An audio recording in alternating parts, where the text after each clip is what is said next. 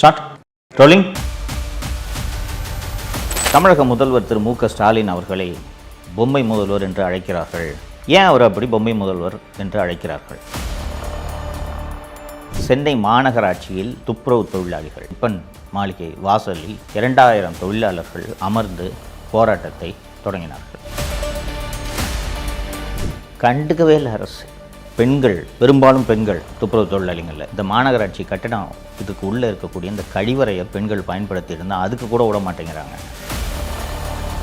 அந்த நடைபாதையில் அமைந்திருந்த 2000 தொழிலாளிகளை வலுக்கட்டாயமாக தூக்கி பேருந்துகளில் ஏற்றி அடித்து, பத்தியாளர்களெல்லாம் அடித்து வண்டியில் ஏற்றுகிறார்கள். அப்போது தமிழக முதல்வர் என்ன செய்து கொண்டிருந்தார் தெரியுமா? தொழிலாளிகள் அப்புறப்படுத்தக்கூடிய அந்த நேரத்தில் முதல்வர் கூலி திரைப்படம் பார்த்து கொண்டிருந்தார். இந்த 2026 தேர்தல் எவ்வளவு முக்கியமான ஒரு தேர்தல் என்றால், தமிழகத்துக்கு தேவை உண்மை முதல்வரா பொம்மை முதல்வரா என்பதை முடிவு செய்ய வேண்டிய ஒரு தேர்தல். அன்பான தமிழ் பெருங்குடி மக்களே, அனைவருக்கும் வணக்கம். 26 சட்டப்பேரவை தேர்தல் தொடர்பாக தொடர்ந்து நாம் விவாதிச்சுக்கிட்டு இருக்கோம். தீய சக்தி திமுக ஏன் மீண்டும் ஆட்சிக்கு வரக்கூடாது என்பது குறித்து பல்வேறு விஷயங்கள் குறித்து நாம் தொடர்ந்து பேசிக்கிட்டு இருக்கோம்.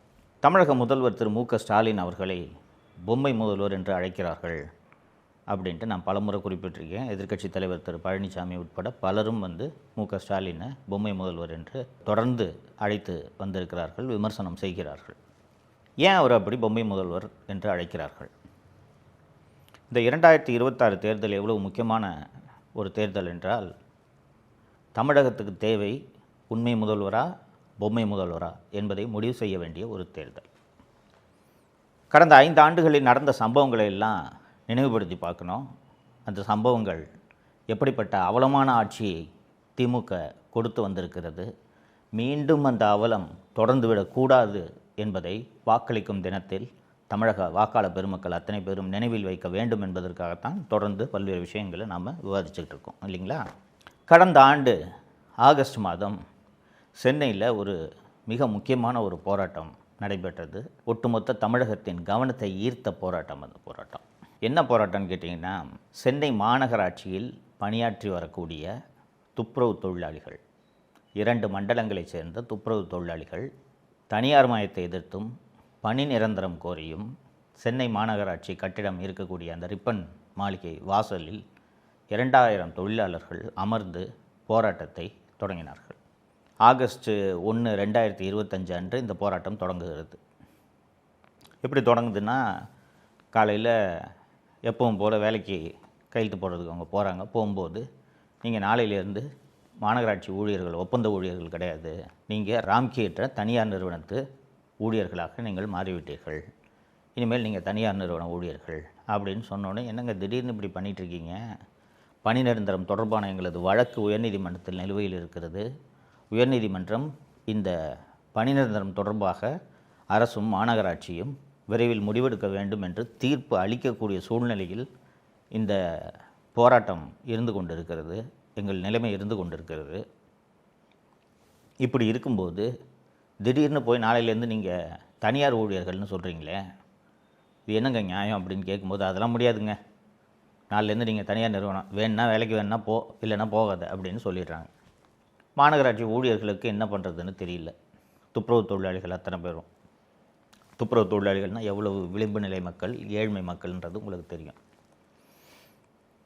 நண்பர்களே, இந்த தொழிலாளிகள் எல்லாம் என்ன பண்ணுறாங்க, ரிப்பன் மாளிகை வாசல்லே அந்த நடைபாதை இருக்குதுல்ல, அந்த இடத்துல மேலே ஒரு ஷெல்ட்ரு, இந்த தார்பாலின்னு அது இதுன்னு எல்லாத்தையும் போட்டு உட்காந்துறாங்க. 2000 பேர் உட்காந்துடுறாங்க. முதல் 3 நாட்களுக்கு இவர்களை யாருமே கண்டுகொள்ளவில்லை. அதற்கு பிறகு ஒவ்வொரு ஊடகமாக போகுது, ஊடக வெளிச்சம் கொஞ்சம் கொஞ்சமாக அவங்களுக்கு கிடைக்குது. ஃபஸ்ட்டு யூடியூப் சேனல்ஸ் தான் போச்சு, மெயின் ஸ்ட்ரீம் மீடியா யாருமே போய் அவங்க போராட்டத்தை கண்டுக்கல. யூடியூப் சேனல்ஸ்லாம் போய், நாங்கள் சவுக்கு மீடியா சேனலும் போனோம், யூடியூப் சேனல்ஸ்லாம் போய் பேட்டி எடுத்து போட்ட உடனே அவங்க கஷ்டத்தை சொல்கிறாங்க. இதை பாருங்கள், நாங்கள் ரோட்டை பிளாட்ஃபாரத்தில் உட்காந்துருக்கோம், பெண்கள், பெரும்பாலும் பெண்கள் துப்புரவு தொழிலாளிகள் இல்லைங்களா, பெண்கள் இருக்கோம். போராட்டம் தொடங்கின உடனே இந்த மாநகராட்சி கட்டிடம் இதுக்கு உள்ளே இருக்கக்கூடிய இந்த கழிவறையை பெண்கள் பயன்படுத்தி இருந்தால் அதுக்கு கூட விட மாட்டேங்கிறாங்க. இந்த போராட்டத்தை அரசு எப்படி கையாண்டுச்சு தெரியுமா? மேயர், கமிஷனர் உள்ளிட்ட அதிகாரிகள்லாம் இந்த மெயின் ரோட்டில் பூந்தமல்லி நெடுஞ்சாலையில் இருக்கக்கூடிய அந்த மெயின் சாலையில் இருக்கக்கூடிய நுழைவாயில் வழியாக தானே இந்த அலுவலகத்துக்கு போகணும். இவங்கெல்லாம் இங்கே போராட்டம் பண்ணுறாங்கன்னு சொன்னோன்னே சைடில் ஒரு கேட்டு, அந்த பக்கம் பெரியமேட்டு பக்கம் ஒரு கேட் இருக்குது, அந்த கேட்டை திறந்து அது வழியாக போய் எல்லோரும் போயிட்டு வர ஆரம்பிச்சிட்டாங்க. இந்த போராட்டத்தை கண்டுக்கவே இல்லைங்க. 1 நாள் ஆகுது, 2 நாள் ஆகுது, 3 நாள் ஆகுது. ஆகஸ்ட் 1 அல்லது 2 தொடங்கிய இந்த போராட்டம் 10 நாட்களை கடந்து இந்த போராட்டம் நடந்துக்கிட்டு இருக்கு. அரசாங்கத்துக்கு இந்த போராட்டத்தை எப்படி நிறுத்துறதுன்னு தெரியல. இதற்குள் தமிழகம் முழுக்க இந்த தொழிலாளிகளின் கோரிக்கையில் இருக்கக்கூடிய நியாயத்தை அரசு பேசி தீர்வு காண வேண்டும்னு சொல்லிட்டாங்க. சரி, இப்போ இந்த தொழிலாளிகளை அகற்றலான்னு பார்த்தா, நீ என் கோரிக்கையை நிறைவேற்ற நான் இல்லைன்னா நான் எப்படி போவேன், எனக்கு வாக்குறுதி கொடு. மேயர் எல்லோரும் இந்த பக்கத்து தானே போகிறாங்க. 20 வருஷமாக வேலை செஞ்சிட்ருக்க எங்களை திடீர்னு பணி நிரந்தரம் இல்லாமல் போய் தனியார் கம்பெனியில் வேலைக்கு போகணுன்னு சொல்லி, அதுவும் இப்போ வாங்கிக்கிட்டு இருக்கிற மாநகராட்சியில் தினக்கூலிகளாக வாங்கிக்கிட்டு இருக்க சம்பளத்தை விட குறைவான சம்பளத்துக்கு வேலைக்கு போகணுங்கிறது சொன்னோன்னா எப்படி நாங்கள் செய்கிறது? எனக்கு வயசு கிட்டத்தட்ட 50 ஆகுது. இந்த சம்பளத்தை நம்பி நான் வட்டிக்கு வாங்கியிருக்கேன், கடன் வாங்கியிருக்கேன், பிள்ளைங்களை படிக்க வச்சுக்கிட்டு இருக்கேன். திடீர்னு என்னை போய் தனியார் நிறுவனத்துக்கு குறைந்த சம்பளத்துக்கு வேலைக்கு போனால் நான் எப்படி போகிறது? நாங்கள் எங்கள் கோரிக்கை நிறைவேற்றாமல் போக மாட்டோம்னு சொல்லிட்டாங்க. தோழர்களே, கடந்த அண்ணா திராவிட முன்னேற்ற கழக ஆட்சி, குறிப்பாக திரு எடப்பாடி பழனிசாமி அவர்கள் முதல்வராக இருந்தபோது தமிழகத்தில் எங்கு பார்த்தாலும் போராட்டங்கள் நடந்து கொண்டிருக்கும். கதிராமங்கலத்தில் ஒரு போராட்டம் நடக்கும், மீத்தேன் இருக்குது ஒரு போராட்டம் நடக்கும், 8 வழிச்சாலைக்கு எதிராக ஒரு போராட்டம் நடக்கும், போக்குவரத்து தொழிலாளிகள் போராட்டம் நடக்கும், அரசு ஊழியர்கள் போராட்டம் நடக்கும். எல்லா போராட்டத்திலையும் அப்போது எதிர்க்கட்சி தலைவராக இருந்த திரு மு க ஸ்டாலின் நேரடியாக போயிடுவார். போயிட்டு உங்கள் வாக்குறுதி எல்லாத்தையும் நிறைவேற்றுறேன், அடுத்து நம்ம ஆட்சி தான் அப்படின்னா அத்தனை பேருக்கும் வாக்குறுதிகளை அளித்தார். இன்னும் சொல்ல போனோம்னா, பெரும்பாலான போராட்டங்களை திமுக நிதி உதவி அளித்து தூண்டி விட்டது என்பதுதான் உண்மை. பெரும்பாலான போராட்டங்களை திமுக தூண்டி விட்டுச்சு. இந்த தொழிலாளிங்க போராடிக்கிட்டு இருக்காங்க, கண்டுக்கவே இல்லை அரசு. சென்னையில் மையப்பகுதியில் சென்ட்ரல் ஸ்டேஷன் பக்கத்தில் ரிப்பன் மாளிகையின் வாசலில் 2000 தொழிலாளிகள் சாலையில் அமர்ந்து போராடி கொண்டிருக்கிறார்கள். ஊடகங்கள் தொடர்ந்து இதை செய்தியாக்கி கொண்டிருக்கின்றன தினந்தோறும். அது கிட்டத்தட்ட ஒரு சுற்றுலாத்தலம் மாதிரி ஆகிப்போச்சு. முக்கியமான அரசியல் கட்சி தலைவர்கள் அத்தனை பேரும் நேரில் சென்று ஆதரவு தெரிவிக்க ஆரம்பித்து விட்டார்கள். இந்த திமுக அரசு இந்த போராட்டத்தை ஒடுக்கிறதுக்கு என்ன வேலையை செய்தது என்பதை யோசித்து பார்க்க வேண்டும். நீங்கள் சேகர்பாபு தான் சென்னை மாவட்டத்துக்கு பொறுப்பான அமைச்சர், அறநிலைத்துறை மற்றும் சிஎம்டிவின் அமைச்சராக இருக்கிறார். சென்னை மாவட்டத்துக்கு அவர் தான் பொறுப்பான அமைச்சர். இந்த துறையின் அமைச்சர் நேரு, அவர் கண்டுக்கவே இல்லை. சேகர்பாபுவான் ஏரியா தானே, நீ பார்த்துக்கன்னு விட்டுட்டு போயிட்டார் அவர். ஸோ என்ன பண்ணுறாங்க கவர்மெண்ட்டுன்னா, சேகர்பாபு நடத்தக்கூடிய ஒரு ட்ரஸ்ட்டில் நிர்வாகியாக இருக்கக்கூடிய திமுகவை சேர்ந்த தேன்மொழி என்ற ஒரு பெண்ணை வைத்து சென்னை உயர்நீதிமன்றத்தில் ஒரு பொதுநல வழக்கை தாக்கல் செய்கிறார்கள். அவங்க தேன்மொழி ஒரு காய்கறி வியாபாரின்னு தன்னை அறிமுகப்படுத்திக்கிறாங்க. அந்த சென்னை உயர்நீதிமன்றத்தில் அந்த பொதுநல வழக்கில் தேன்மொழி அவர்கள் என்ன சொல்கிறாங்கன்னா, நான் இந்த மாதிரி காய்கறி வியாபாரம்லாம் மொத்த வியாபாரம் பண்ணிகிட்ருக்கேன். நான் இந்த பக்கமாக சென்னை மாநகராட்சி பக்கம் நடந்து போகலான்ட்டு போனால் பிளாட்ஃபாரத்தில் இவங்க பூரா உட்காந்து போராட்டம் நடத்திட்டு இருக்காங்க, இடையூறாக இருக்குது. உடனடியாக நீதிமன்றம் இந்த போராட்டத்தை தடை செய்து அங்கே போராடும் தொழிலாளர்களை அப்புறப்படுத்துறதுக்கு உத்தரவு போடணும் அப்படின்னு ஒரு மனுவை தாக்கல் செய்கிறாங்க. இந்த மனு எப்படி தாக்கல் செய்யப்பட்டதுன்றது தான் அந்த தேன்மொழி யாருன்ற விவரத்தை சொன்னோன்னே உங்களுக்கே தெரியும். அரசாங்கமே ஏற்பாடு செஞ்சு இந்த மனுவை தாக்கல் செய்ய வைக்குது. ஆகஸ்ட் 13 அன்று இந்த மனு தாக்கல் செய்யப்படுகிறது. நீதிமன்றம் எப்படிப்பட்ட கோணத்தில் இந்த போராட்டத்தை அணுகும், எப்படிப்பட்ட பார்வை எடுக்கும் என்பது சொல்ல வேண்டியதில்லை. சட்டபூர்வமாக அனுமதி அளித்த இடத்தில் நீங்கள் போராட்டம் நடத்துங்கள்.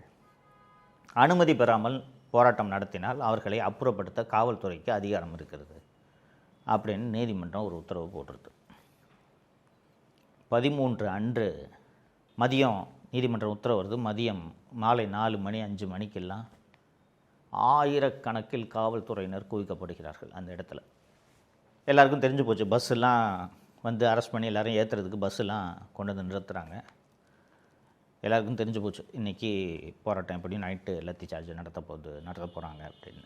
ஒரு மாநிலத்தின் முதல்வர் தனது குடிமக்கள், குறிப்பாக விளிம்பு நிலையில் இருக்கக்கூடிய துப்புரவு தொழிலாளிகள் போராட்டம் நடத்தி கொண்டிருக்கிறார்கள். அவர் தான் காவல்துறைக்கு பொறுப்பு. இன்றைக்கி நைட்டு அவங்க எல்லாரையும் அப்புறப்படுத்த போகிறாங்க அப்படின்றது முதல்வருக்கு நன்றாக தெரியும். ஒரு நல்ல முதல்வர் என்ன செய்ய வேண்டும்? வன்முறை இல்லாமல் லத்தி சார்ஜெலாம் பண்ணாமல் அவர்களை அப்புறப்படுத்துங்கள் என்று காவல்துறைக்கு உத்தரவிட்டு விட்டு சிச்சுவேஷனை என்ன நடக்குதுன்றதை அவர் க்ளோஸாக இருந்து அப்சர்வ் பண்ணணும் இல்லைங்களா? இதானே ஒரு முதல்வரோட வேலை. 13ஆம் தேதி இரவு ஆயிரக்கணக்கான போலீஸு போய் அந்த நடைபாதையில் அமைந்திருந்த 2000 தொழிலாளிகளை வலுக்கட்டாயமாக தூக்கி பேருந்துகளில் ஏற்றி அடித்து, பத்திரிகையாளர்களெல்லாம் அடித்து வண்டியில் ஏற்றுகிறார்கள். அப்போது தமிழக முதல்வர் என்ன செய்து கொண்டிருந்தார் தெரியுமா? அன்று மாலை சன் டிவி அலுவலகத்தில் அவருக்கென்று பிரத்யேகமாக திரையிடப்பட்ட கூலி, ரஜினிகாந்தோட கூலி திரைப்படத்தை முதல்வர் அந்த தொழிலாளிகள் அப்புறப்படுத்தக்கூடிய அந்த நேரத்தில் முதல்வர் கூலி திரைப்படம் பார்த்து கொண்டிருந்தார். அவர், தயாரிப்பாளர் கலாநிதி மாறன் எல்லாரும் சேர்ந்து அந்த படம் பார்த்த அந்த புகைப்படமும் வெளியே வந்தது. இப்படிப்பட்ட கொடூர முதல்வரை எங்கேயாவது நீங்கள் பார்த்துருக்க முடியுமா?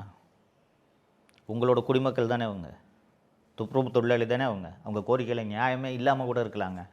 போராட்டம் நடத்துகிறாங்க. காவல்துறையை வச்சு அவர்களை அடித்து அவங்கள அந்த இடத்துலேருந்து நீங்கள் நவுத்த போகிறீங்க. அந்த நேரத்தில் போய் ஒரு முதல்வர் சினிமா பார்க்குறாருன்னா இவர் எப்படிப்பட்ட முதல்வர் என்பது உங்களுக்கு தெரிகிறதா? மனசாட்சி இருக்கிறவங்க, குறைந்தபட்ச கருணை உள்ளவர்கள் யாராவது இதை செய்வார்களா? இன்னொன்று, ஒரு சீஃப் மினிஸ்டருக்கு வேலை போய் படம் பார்க்குறதாங்க. உங்கள் சொந்தக்கார கம்பெனி சன் பிக்சர்ஸ் தயாரித்த படம்னா ஏன் 2 நாள் கழித்து பார்த்தா ஆகாதா? அப்படி என்ன சினிமா பைத்தியம்?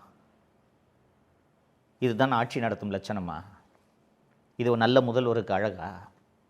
இவரை ஏன் பொம்மை முதல்வர்னு சொல்கிறாங்கன்னு இப்போ தெரியுதா? ஒரு நல்ல முதல்வர் சிச்சுவேஷனை க்ளோஸாக உட்காந்து எனக்கு மினிட் பை மினிட் அப்டேட் வேணும்னு பார்க்குறவர் தானேங்க ஒரு நல்ல முதல்வர். சினிமா பார்த்துட்டு அந்த சினிமாக்காரங்க கூட, இயக்குனர் கூட, தயாரிப்பாளர் கூடலாம் ஃபோட்டோ எடுத்துக்கிட்டு என்னமோ சம்மந்தமே இல்லாமல் பக்கத்து மாநிலத்தில் இந்த சம்பவம் நடக்கிறது மாதிரி வேடிக்கை பார்த்து கொண்டிருக்கக்கூடிய ஒரு முதல்வர் ஒரு முதல்வரா? இவர் பொம்மை முதல்வர் இல்லாமல் வேறு என்ன முதல்வர் இவர்? இப்படிப்பட்ட பொம்மை முதல்வர் மீண்டும் ஆட்சிக்கு வர வேண்டுமா, அல்லது உண்மையான முதல்வர் ஆட்சிக்கு வர வேண்டுமா என்பதை நீங்கள் சிந்திக்க வேண்டும் என்பதற்காகத்தான் கடந்த காலத்தில் நடந்த சம்பவங்கள் ஒவ்வொன்றாக உங்களுக்கு ஞாபகப்படுத்தி கொண்டிருக்கிறேன். தோழர்களே, இது ஒரு சாதாரண தேர்தல் இல்லை, இது ஒரு தேர்தல் தானே. ஏதாவது ஒரு கட்சிக்கு ஓட்டு போடுவோம், டிஎம்கே மாதிரி மாதிரி தானே வருது, நோட்டாவுக்கு போடுவோம், புதுசாக ஆரம்பிச்சிருக்க கட்சிக்கு போடுவோம், இல்லை என்னோடய வாக்கை 2 கட்சிங்க போட மாட்டேன் வேறு யாருக்காவது போடுவோம் அப்படின்னு நினச்சி நீங்கள் போட்டிங்கன்னா அது எதில் சென்று முடியும் என்றால் மீண்டும் இந்த அவல ஆட்சி அமையக்கூடிய ஒரு மோசமான சூழ்நிலைக்கு கொண்டு அது விடும் என்பதை நீங்கள் நினைவில் வைத்து கொள்ள வேண்டும். திமுக ஆட்சியை வீட்டுக்கு அனுப்ப வேண்டும் என்பதை தமிழனாக பிறந்த, தமிழனாக நினைக்கும், தமிழ்நாட்டில் வாழக்கூடிய அத்தனை பேரும் தங்களது வாழ்நாள் லட்சியமாக நினைத்து கொண்டு நீங்கள் வாக்குச்சாவடிக்கு செல்ல வேண்டும் என்பதை நான் மீண்டும் மீண்டும் நினைவுபடுத்துகிறேன் உங்களுக்கு. இது சாதாரண தேர்தல் இல்லை. அடுத்த 5 ஆண்டுகள் நீங்கள் அவதிப்பட வேண்டும். 2021ஆம் ஆண்டில் நடந்த தேர்தலில் நாம் செய்த தவறுக்காக தான் 5 ஆண்டு கடுமையான வேதனைகளை நாம் அனுபவித்து கொண்டிருக்கிறோம். ஒரு சாரார் மட்டும் இல்லை, நான் சொன்னேன்ல ஏற்கனவே, எல்லா போராட்டத்திலையும் போய் கலந்துக்குவார்னு. இப்படிலாம் எல்லா போராட்டத்திலையும் போய் கலந்துக்கிட்டு தான் போக்குவரத்து தொழிலாளிகளுக்கு உங்கள் நிலுவைத் தொகை பூரா வழங்குறேன்னாரு. அரசு ஊழியர்கள் போராட்டத்தில் போய் உங்களுக்கு பழைய ஓய்வூதியத்தை வழங்குறேன்னாரு, நீட்டை ஒழிக்கிறேன்னாரு, மதுவிலக்கு கொண்டு வரேன்னாரு. எதையுமே இவர்கள் செய்யவில்லை. மாறாக இந்த 5 ஆண்டு காலத்தில் இந்த குடும்பம் அடித்த கொள்ளை மட்டும் குறைந்தபட்சம் 2 லட்சம் கோடி இருக்கும்.